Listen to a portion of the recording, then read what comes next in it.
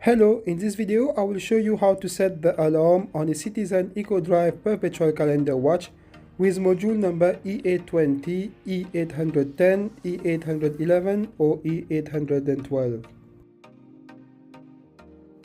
The first step is to pull the crown to position 1 and turn the crown to point the function hand to ALM or alarm. Then pull the crown one more time to position 2 and wait for the hands to stop moving.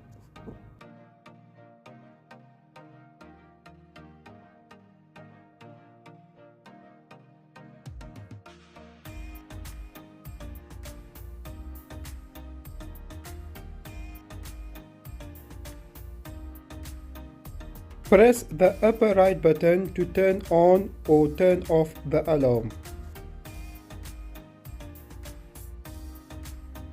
Turn the crown clockwise or anti-clockwise to set the time for your alarm. At the same time, you can check the 12 or 24-hour dial, the top left dial, to know if you are setting the alarm for the morning or for the afternoon.